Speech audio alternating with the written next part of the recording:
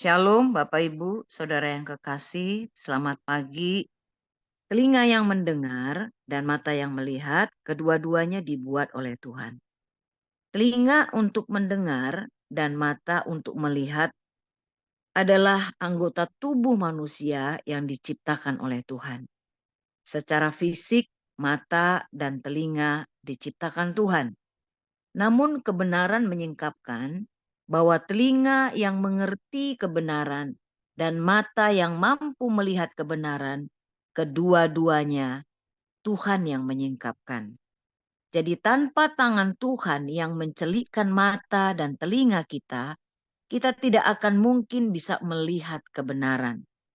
Saudara, ini 2 poin yang penting saudaraku yang kita mau pagi hari ini untuk kita bisa kupas.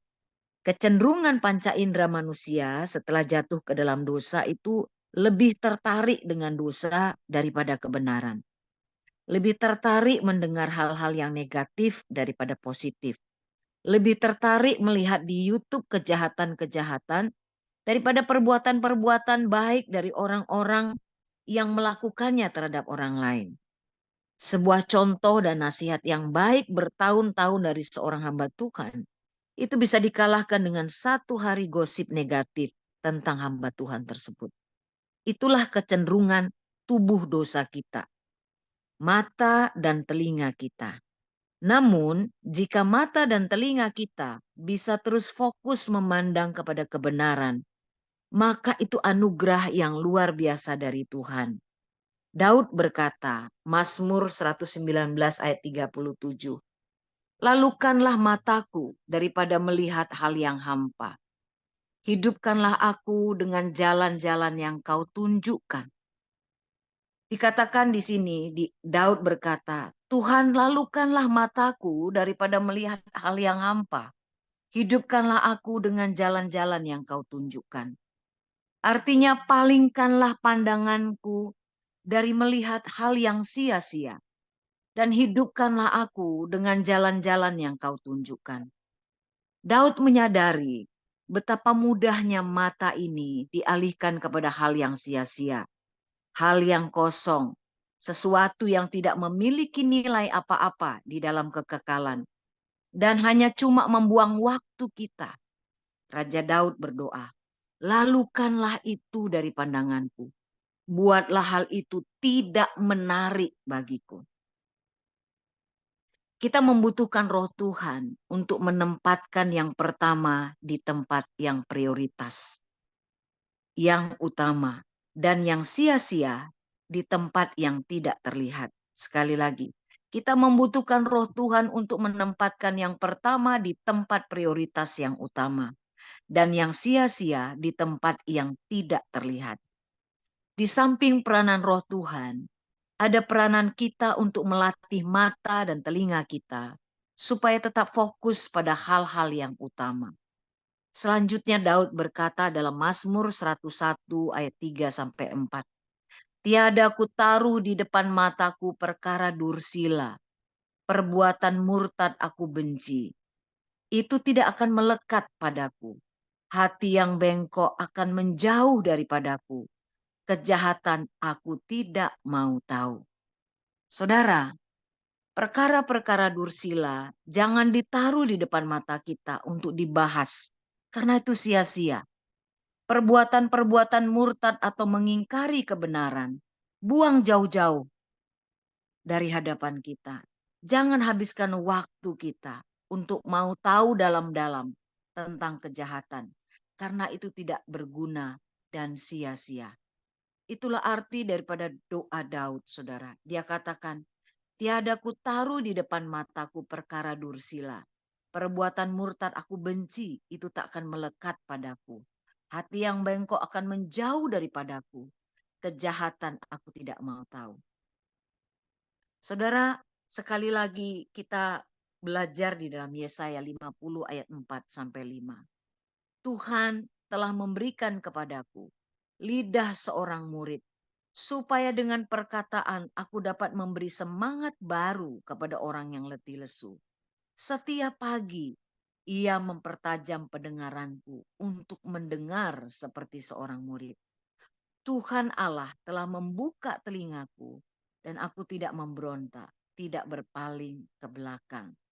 Saudara yang kekasih, saya mendapat kiriman informasi ya, saudara. Mungkin ini juga saudara sudah dapatkan informasi dalam bahasa Inggris ya tentang hasil survei apa dampaknya orang yang membaca Alkitab 1 kali per minggu, 2 kali per minggu, dan orang yang membaca Alkitab 4 kali atau lebih per minggu. Demikian hasilnya. Bagi yang membaca Alkitab 1 kali per minggu, hampir tidak ada perbedaan berarti dalam hidupnya. Yang membaca Alkitab 2 kali per minggu, hanya ada sedikit dampak perubahan dalam hidup mereka sehari-hari. Yang membuat perubahan hidup yang radikal adalah grup yang membaca Alkitab 4 atau 5 kali per minggu. Dikatakan demikian, feeling lonely atau rasa kesepian itu menjadi turun 30%. Kemarahan, kegeraman, atau anger issues turun 32%. Kepahitan dalam hubungan dan relasi turun 40%. Kecanduan alkohol atau kecanduan bisa yang lainnya menurun 57%. Seks di luar nikah turun 68%. Stagnan dalam pertumbuhan rohani turun 60%. Melihat pornografi turun 61%.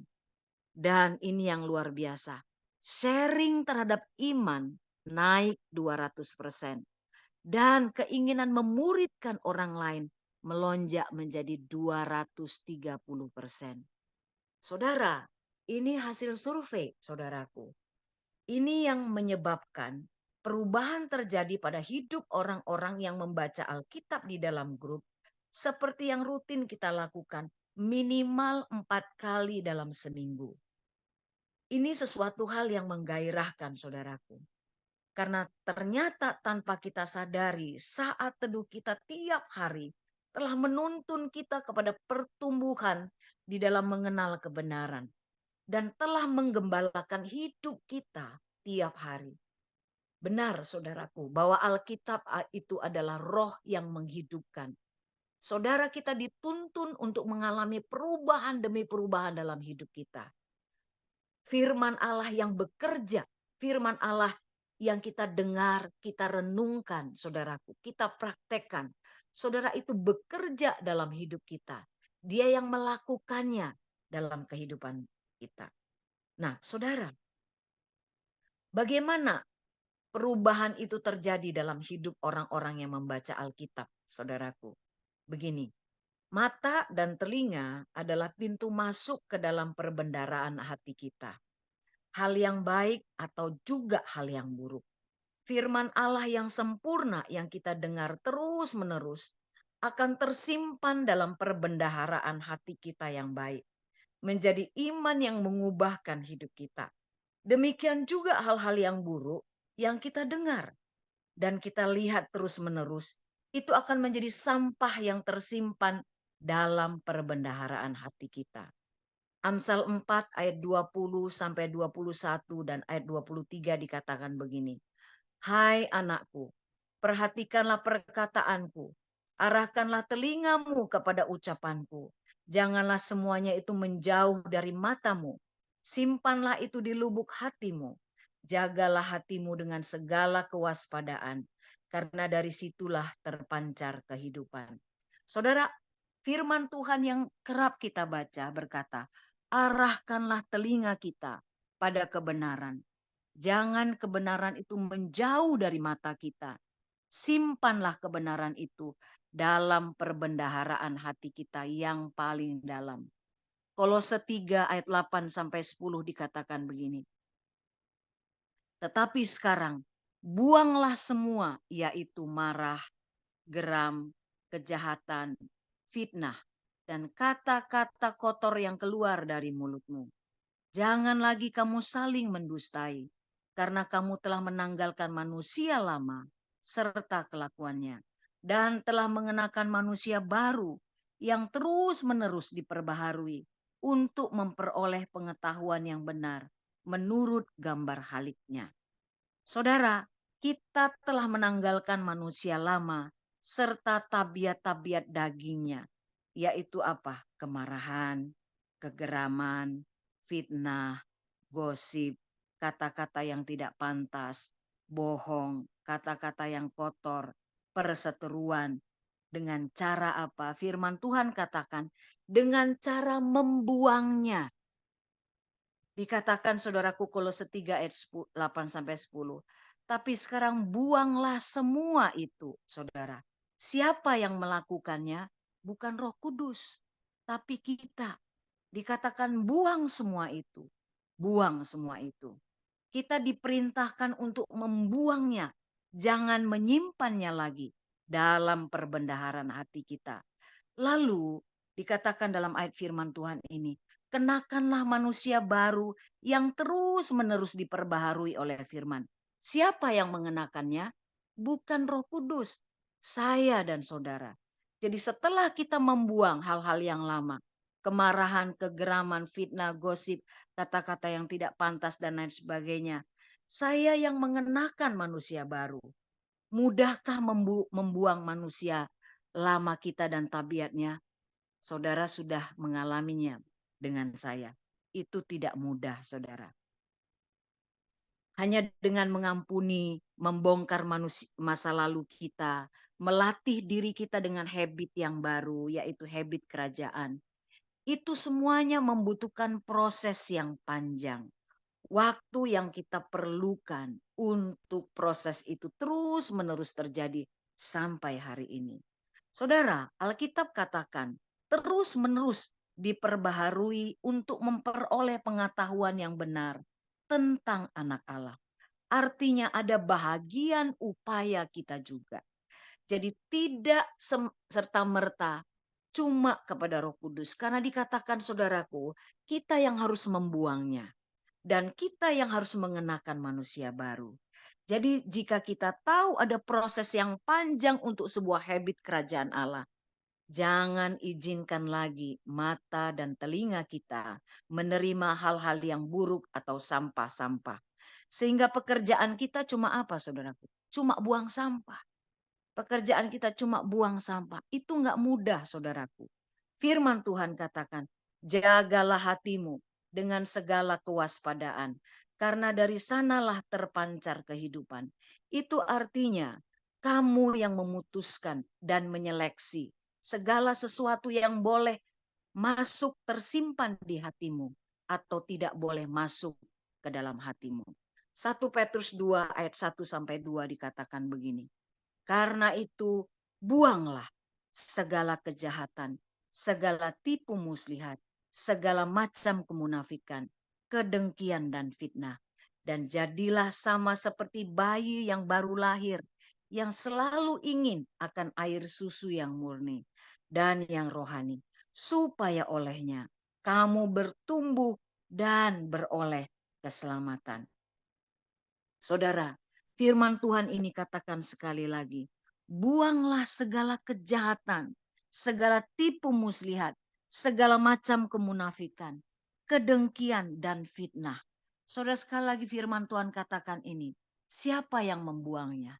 Saya yang memutuskan untuk membuang segala kejahatan, segala kemunafikan, dan seterusnya.